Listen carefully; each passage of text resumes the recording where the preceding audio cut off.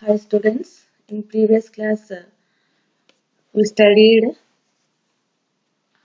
the structure of phloem.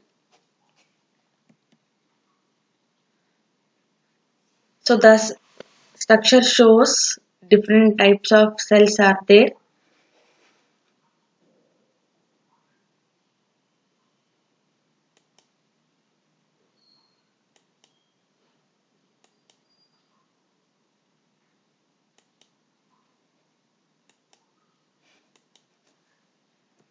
So here sieve elements, companion cells, parenchyma cells and fibers. The only sieve elements are expanded tube-like particles to transport the solutes, and the Kalos particles are there for breakage or transport of solutes through these pore-like particle. So the two tubes or sieve elements are connecting to the another type of cells are called as companion cells with the help of plasmodesmata. So they also help for the transportation of salts or storage of salts. So generally the organic salts are transported from source to sink from mesophyll cells to different parts of the plant sink tissues by means fruits, leaves, young leaves, stems, roots and different branches of the plants, etc. So what is the mechanism of translocation? So organic solutes are translocated in upward as well as downward direction through phloem. The mechanism of phloem translocation is not well understood, and it still remains as one of the great unsolved mysteries of plant physiology. So the principal theories are protoplasmic streaming theory, activated diffusion hypothesis, electroosmotic theory, interfacial flow hypothesis, Munch mass flow or pressure flow hypothesis. So first one is protoplasmic streaming theory. So the theory was proposed by De Vries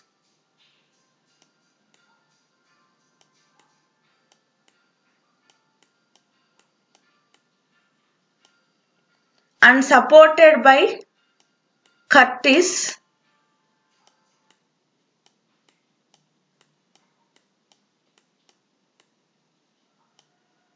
So according to this theory, solutes are carried by the combination of diffusion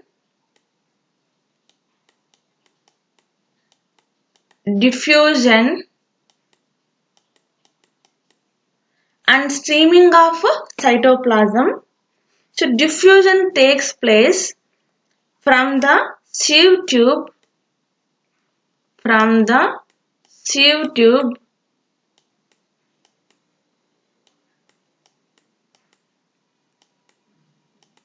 through pores of the cross walls. So within the sieve tube, substances would be transported downward or upward along the cytoplasmic stream. So the chief merit of this theory is that it explains bidirectional translocation. Bidirectional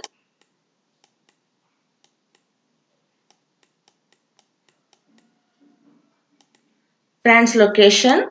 So, but the chief objections are the rate of streaming of protoplasm is much less than the rates at which solutes move through phloem, and older sieve tubes have no streaming protoplasm and only young sieve tubes have streaming protoplasm. So ఇక్కడ పోషక కణజాలం ద్వారా ఎలా organic solutes కర్బన ద్రావితాల స్థానాంతరం జరుగుతుందో చెప్పడానికి మనకు వాటి యొక్క రేట్ ఎలా జరుగుతుందో నేర్చుకున్నాము. ఇక్కడ మనకు సైటోప్లాస్మిక్ స్ట్రీమింగ్ థియరీ గురించి చూసుకుందాము. ఫస్ట్ దీన్ని డచ్ సైంటిస్ట్ అయినటువంటి హ్యూగో డివ్రీస్ దీన్ని మొట్టమొదటిగా గమనించాడు. ఆ తర్వాత అమెరికన్ సైంటిస్ట్ కట్టిస్ దీని గురించి ఎక్స్ప్లెయిన్ చేశాడు అన్నమాట. సో ఫ్లోయం పోషకజాలంలో దీన్ని తెలుగులో ఏమంటామంటే కణద్రవ్య ప్రవాహ సిద్ధాంతము అని చెప్తాము. సో ఈ సిద్ధాంతంలో కూడా కొన్ని లోపాలు ఉన్నాయని కూడా చెప్పారు అనమాట. ఫస్ట్ ఇక్కడ సో మెచ్యూర్ అయినటువంటి ఈ సీవ్ ట్యూబ్స్ లో ఈ కణద్రవ్య ప్రవాహం అనేది ఉంటుందని చెప్పలేమన్నమాట. ఎలా అంటే మామూలుగా కణద్రవ్య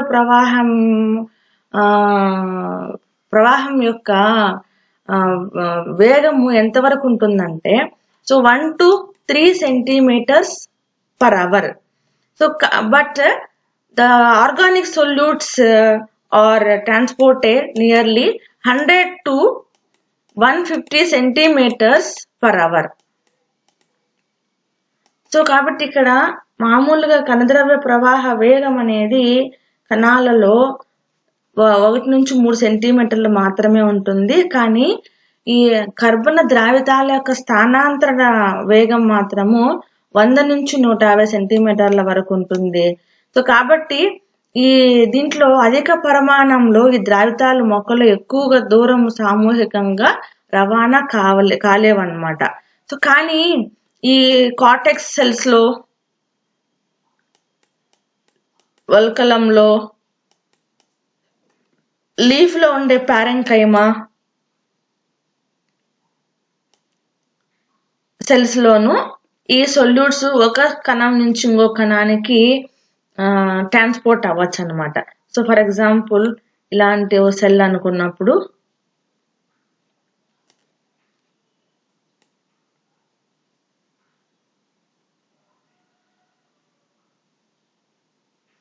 సో ఇది ఒక సెల్, ఇది ఒక సెల్, ఇది ఒక సెల్ అన్నమాట. సో కాబట్టి ఇక్కడ వాక్యూల్ సో ఇలాంటి ఇక్కడ నుంచి ఇక్కడ ప్లాస్మా డెస్మాట్ కనెక్ట్ చేయబడి ఉంటాయి కదా. ఇక్కడ ఒక సెల్ నుంచి ఒక సెల్ ఇంకొక సెల్ కి కార్టెక్స్ సెల్స్ లోను పారెంకైమా సెల్స్ లోను ఇలాంటి ట్రాన్స్లోకేషన్ జరగచ్చు. హయ్యర్ ప్లాంట్స్ లో ఇలాంటివి జరగకపోవచ్చు అనేది కొంచెం ఆమోదయోగ్యం కానటువంటి కాన్సెప్ట్ అన్నమాట. సో కాకపోతే ఇలా జరుగుతుందని ఒక కాన్సెప్ట్ గురించి ఇంట్రడ్యూస్ చేశాను అనమాట. సో కణంలో ఉండే ద్రవ్యం అనేది ఒకదానికొకటి ట్రాన్స్పోర్టేషన్ అవడానికి హెల్ప్ చేస్తాయి through diffusion, higher concentration into lower concentration లాగా అన్నమాట. And then activated diffusion hypothesis. So Mason and మాస్కెల్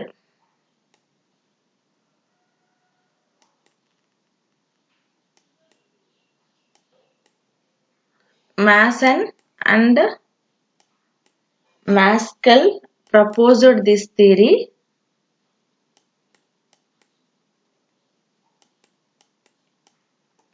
So the sugars move down from leaf to other parts along a concentration gradient. Along a concentrated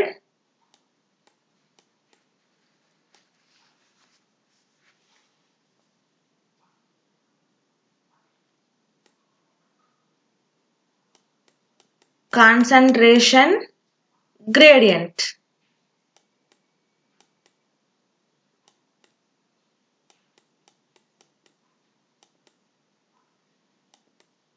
So by activated diffusion process. So it requires energy for accelerating diffusion. So this hypothesis also has no backing of experimental evidences. And then electroosmotic theory.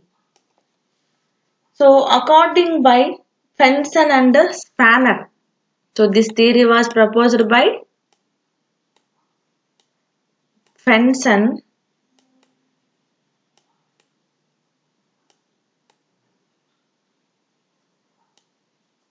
and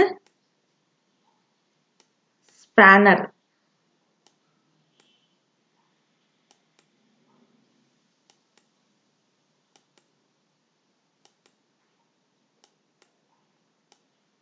So the movement of ions along an electronic potential difference gradient through charged pores of sieve plate carries with them water and solutes. So dissolved sugar molecules adhere tightly to potassium ions. So the circulation of potassium ions maintain an electric potential difference at the sieve plate. So since the pores are negatively charged and the positively charged potassium sweep through the pores carrying the water and source with them. So thus each sieve plate acts as a pumping station.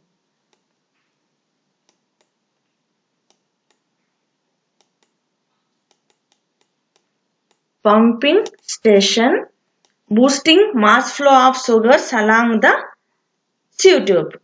So this theory was criticized on the grounds that the potassium ion circulation involves a high energy expenditure and the circulated ions amounted to an electric current that can damage the cell contents.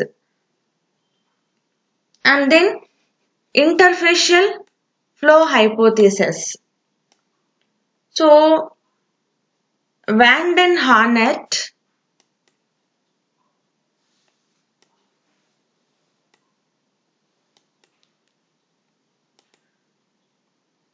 Van den Harnett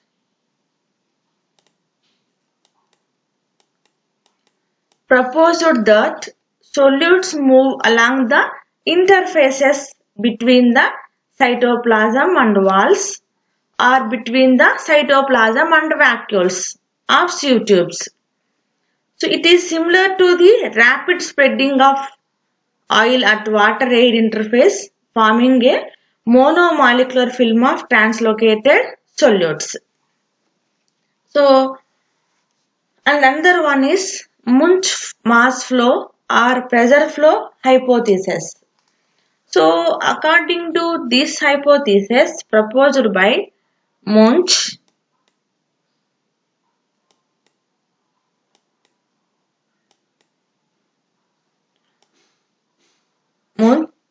the solutes are translocated in the sieve tubes due to a turgor position or turgor pressure gradient existing between the source and sink. So the mass flow of organic solutes take place in a passive manner from the sites of higher concentration to the sites of lower concentration.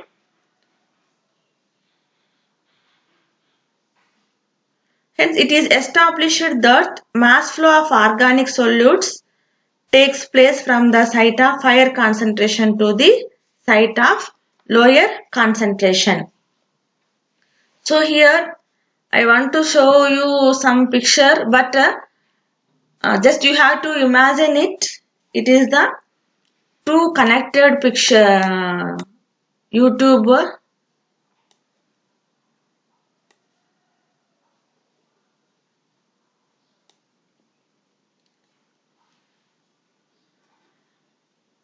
So it is closed and then it is closed. So just you have to imagine here two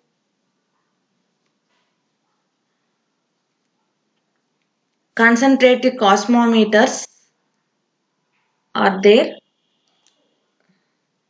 So I want to draw to you to clear the picture.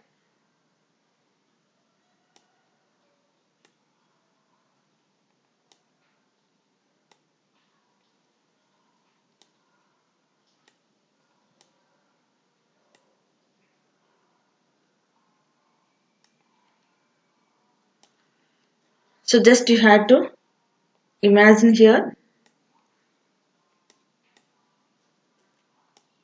here two concentrated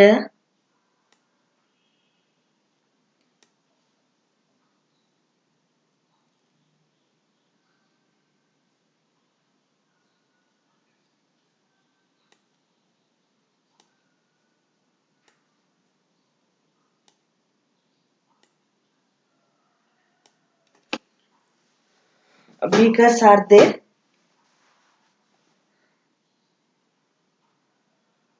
So here it is the picture or figure A and B. A and B are the osmometers connected to each other with a tube. So osmometers are permeable only to water.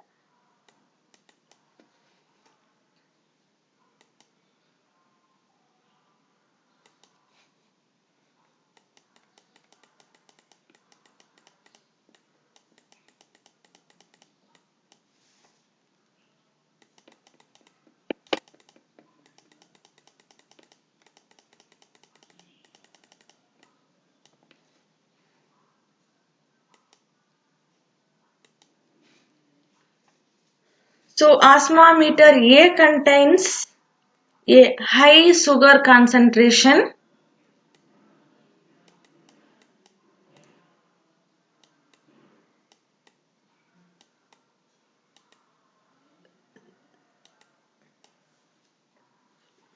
than B, but both are immersed in water.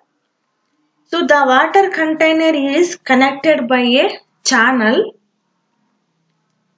as this a closed system, and as the walls of the osmometers are differentially permeable, water will enter A to B. So however, the entry of water into A is more than that of B due to water potential difference is more than A than in B. So as a result, osmometer A will develop a higher turgor pressure, and this pressure is transferred from A to B through the tube. So the solutes will flow in a mass from A to B. So Munch suggested that the living plant contained a system comparable to the physical model. So when sugars move by phloem, loading into source and of the sieve tube. So the total concentration of dissolved salts will be greater in the source than in the adjoining xylem and parenchyma cells. So therefore, water will move by osmosis from xylem and parenchyma cells into the source. So as a result, the positive turgor pressure in the sieve tube will become higher at the source than at the sink. The difference in turgor pressure between the two ends of the sieve tubes is the driving force for passage of sugar solutes in the sieve tube. So at the sink end, water will diffuse out of the sieve tube and will return via xylem to the source. So thus, the pressure flow hypothesis visualizes a mass flow of organic solids through living sieve tubes. So here sieve tubes. This is the source and it is the sink. So మనం ఇందాక చెప్పుకున్నట్టు mass flow hypothesis లో ఏంటి ఇంతకుముందు చెప్పినటువంటి theories తో అవి పెద్ద యాక్సెప్టెడ్ థియరీస్ కాదు కాబట్టి జస్ట్ వాళ్ళు ఇంట్రడ్యూస్ చేశారు కాబట్టి దాని గురించి ఇంట్రడ్యూస్ చేసుకున్నాము. సో ఇక్కడ ముంచు ఫ్లో హైపోథీసిస్ తీసుకున్నట్టయితే, సో ఫ్లోయంలో ఉండే సివ్ ట్యూబ్స్ ద్వారా ఈ ఆర్గానిక్ సొల్యూట్స్ అనేది ఎలా రవాణా చేయబడతాయో అని చెప్పడానికి ముంచ్ అనే సైంటిస్ట్, ఇక్కడ జర్మన్ సైంటిస్ట్, ఈ థియరీ గురించి చెప్పారనమాట. ఇక్కడ ఏంటంటే షుగర్ ప్రొడక్షన్ సెంటర్స్ అయినటువంటి లీవ్స్ యూటిలైజ్ చేయబడేటటువంటి ఈ మెరిస్టెమ్ టిష్యూస్ కానీ, ఫ్రూట్స్, ట్యూబర్స్ కావచ్చు, different parts of the plant కావచ్చు, ఎలా వర్క్ చేస్తాయంటే దే వర్క్స్ యాజ్ ఆస్మోమీటర్స్. ఏంగా వర్క్ చేస్తాయంటే ఆస్మోమీటర్స్ గా వర్క్ చేస్తాయి.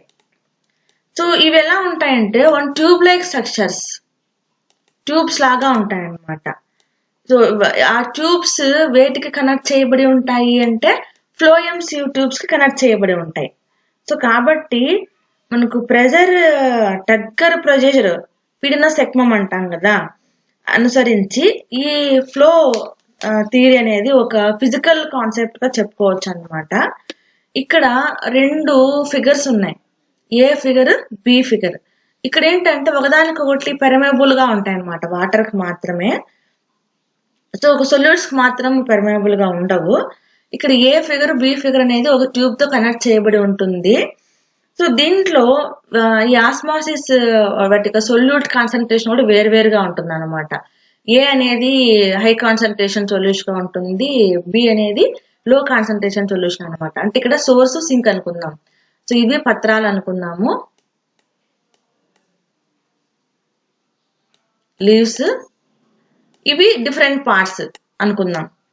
సో ఇక్కడ ఇలా ఒక వైగొట్టం ద్వారా కనెక్ట్ చేయబడి ఉండేదన్నమాట. ఇక్కడ ద్రవాభిసరణ మాపకము లేదా సొల్యూట్ లో ఎక్కువ గాఢత కలిగినటువంటి ద్రావణం, ఇక్కడ తక్కువ గాఢత కలిగిన ద్రావణాన్ని ఫిల్అప్ చేస్తుంటారు అన్నమాట. వీటిలో ద్రావణ గాఢతలు వేరువేరుగా ఉంటాయని చెప్పుకున్నాము. సో నీరు అనేది బయట పాత్ర నుంచి, ఇక్కడ ఈ పాత్ర నుంచి ఈ ఏ పాత్రలోకి ఎక్కువ పరిమాణంలో త్వరగా ఏమవుతుంది, ఆస్మాసిస్ యానకం ద్వారా రవాణా చేయబడుతుంది అనమాట. కానీ ఈ రెండవ పాత్రలో అలాంటి అవకాశం అనేది ఉండదన్నమాట. సో కాబట్టి ఇక్కడ ఈ ఫిగర్ ఏలో ఉండే ఈ కాన్సన్ట్రేటివ్ సొల్యూషన్ లోకి నీరు అనేది ఎక్కువగా డిఫ్యూజన్ చేయగలుగుతుంది అనమాట ఆస్మాసిస్ ప్రాసెస్ ద్వారా. అంటే ఇక్కడ వాటర్ అనేది లో కాన్సన్ట్రేషన్ ఉంటుంది, ఇక్కడ బీకర్ లో, ఇక్కడ హై కాన్సన్ట్రేషన్ ఉంటుంది అనమాట. సో ఎప్పుడైతే వాటర్ అనేది హై కాన్సన్ట్రేషన్ దీని లెవెల్స్ ఇంక్రీజ్ అవ్వగానే ఇక్కడ ఈ ట్యూబ్స్ ద్వారా ఏమవుతుంది, సింక్ లోకి పంపిణీ చేయబడుతుంది అనమాట. సో కాబట్టి నీరు అనేది మొదటి మాపకం నుండి రెండో మాపకంలోకి ఒక సమూహంలో బల్క్ గా ట్రాన్స్పోర్ట్ చేయబడుతుంది అనమాట. సో ఇలాగా ఒక దాని నుంచి ఇంకొక దానికి ఏమవుతుంది, సాచురేషన్ చేయబడుతుంది అనమాట. సో ఒకవేళ సాచురేషన్ అంటే సమతాస్థితి ఏర్పడింది అనుకోండి, ఆ ప్రవాహం అనేది ఫ్లో అనేది తగ్గిపోతుంది అనమాట. సో కాబట్టి ఇలాగా ఈ ఈ మాపకాన్ని పత్రాలతోనూ, రెండవ మాపకాన్ని వినియోగ కేంద్రాలైనటువంటి మొక్క యొక్క భాగాలతో పోల్చొచ్చు అనమాట.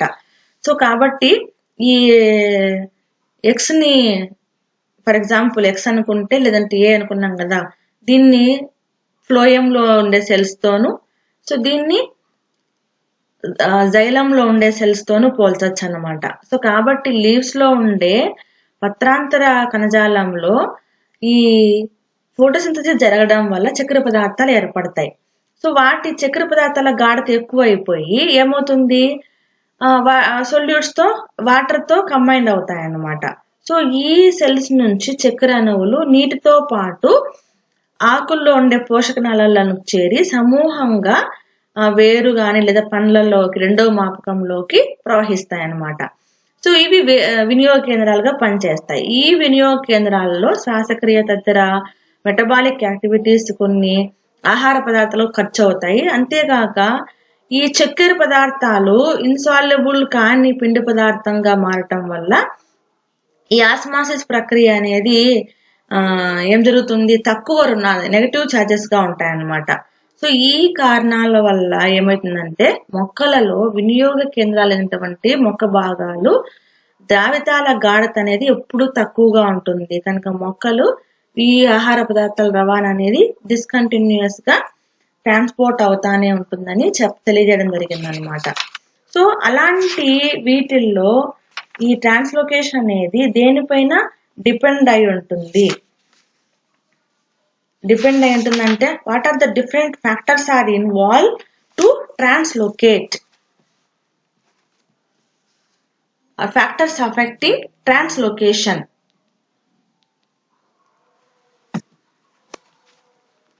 So here there are different kinds of factors are involving. Here some of are there: temperature, light, oxygen, moisture stress, metabolic controls. So translocation out of leaf is sensitive to temperature. Low temperature generally reduces translocation. Higher rates are noticed at 25 to 35 degrees centigrade. So పత్రాల నుండి కాండ భాగాలకి జరిగే రవాణా స్థానాంతరం అనేది ఉష్ణోగ్రతకు సూక్ష్మగ్రాహ్యతను కలిగి ఉంటుంది. So general గా అల్ప ఉష్ణోగ్రతలు అంటే తక్కువ ఉష్ణోగ్రతలు స్థానాంతర వేగాన్ని తగ్గిస్తాయి, అధిక ఉష్ణోగ్రతలు స్థానాంతర వేగాన్ని పెంచడం గుర్తిస్తారన్నమాట. సో ఈ ఉష్ణోగ్రత వద్ద మాత్రమే ట్రాన్స్లోకేషన్ అనేది బాగా జరగడానికి అవకాశం ఉంటుంది అన్నమాట. అట్లాగే light. So light intensity, which influences growth patterns of plants, affects the distribution of translocation of metabolites. So low light intensities, which inhibit root and shoot growth, reduces translocation rates, particularly to the root system.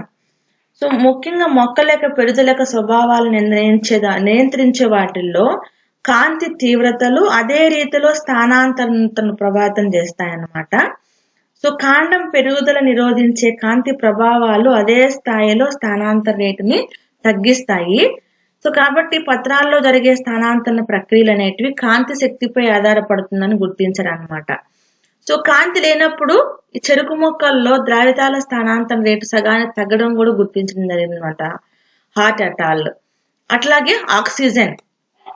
So leaves లో ఉండే veins లో కర్బన ద్రావితాలు చేరవేయటానికి oxygen అవసరాన్ని ఇక్కడ గుర్తించారు. అట్లాగే moisture stress, తేమ ఒత్తిడి అంటాము. సో మొక్క యొక్క పెరుగుదలకు ద్రావితాల యొక్క స్థానాంతర క్రియలపై తేమ ఒత్తిడి ప్రభావం అనేది ఒకే రకంగా ఉంటుంది. ఇక్కడ వాస్కులర్ టిష్యూ సిస్టమ్ లో జరిగే ఈ ట్రాన్స్లోకేషన్ ఈ మాయిశ్చర్ స్ట్రెస్ అనేది ఎక్కువగా ఉంటది అన్నమాట. అట్లాగే మెటబాలిక్ కంట్రోల్స్. సో ప్లాంట్స్ లో జరిగేటువంటి మెటబాలిక్ వాటిల్లో ట్రాన్స్లోకేషన్ అనేది ఒక ఎనర్జీ అనేది అవసరం అన్నమాట. సో ఈ ఎనర్జీ దీనికి కావాల్సినటువంటి ఎనర్జీ అనేది రెస్పిరేషన్ లో రిలీజ్ అయ్యే ఎనర్జీ యూటిలైజ్ చేసుకోగలుగుతాయి అన్నమాట.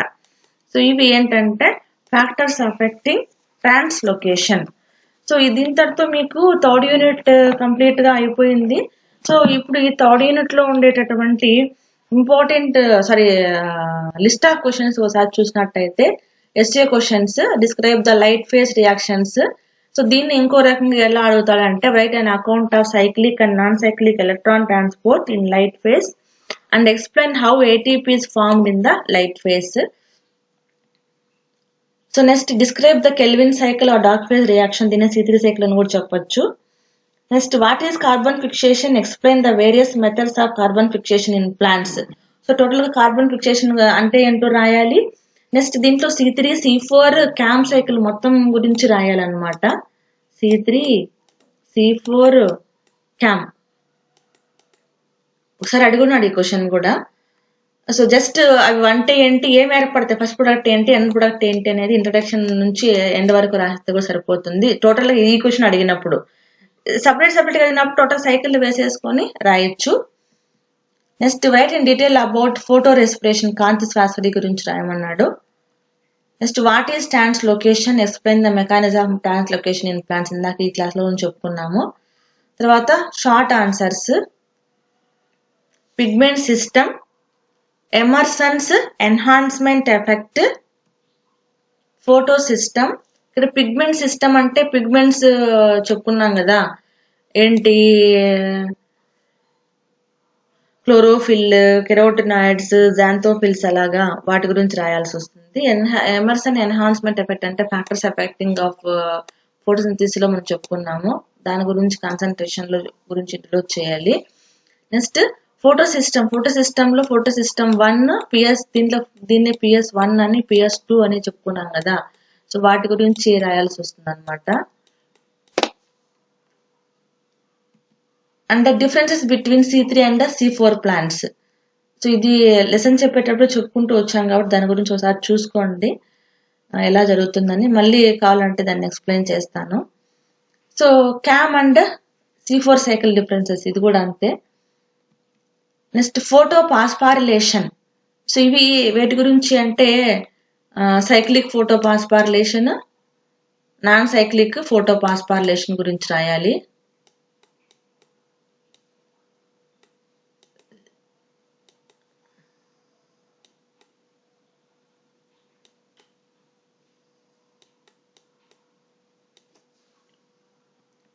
So next in CAM cycle. Next Blackman's theory of limiting factors. ఇక్కడ ఎమర్సన్ ఎన్హాన్స్మెంట్ ఎఫెక్ట్ అనేది ఈ ఫోటో సిస్టమ్ దగ్గర వస్తుంది. ఇక్కడ బ్లాక్మెన్స్ థియరీ ఆఫ్ ఎఫెక్ట్ అనేది లిమిటింగ్ ఫ్యాక్టర్స్ దగ్గర వస్తుంది అనమాట. అది factors affecting photo system. Next photosynthetic bacteria. నేను ఇక్కడ ఒక క్వశ్చన్ మర్చిపోయిన అనుకుంటున్నాను, చూద్దాం. సో ఆ క్వశ్చన్ ఏంటంటే Munch flow hypothesis.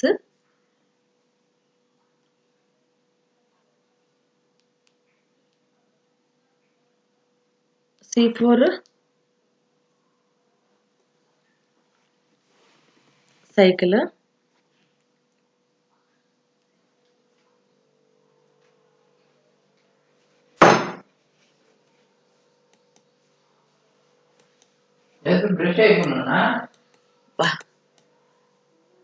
C4 cycle చెప్పలేదు. ఇది either 5 మార్క్స్ కానీ లేదా 10 మార్క్స్ క్వశ్చన్ అడిగే ఛాన్సెస్ ఉన్నాయన్నమాట. అది ఒకసారి అబ్జర్వ్ చేయండి. ఇవి టోటల్ గా list of questions for third unit.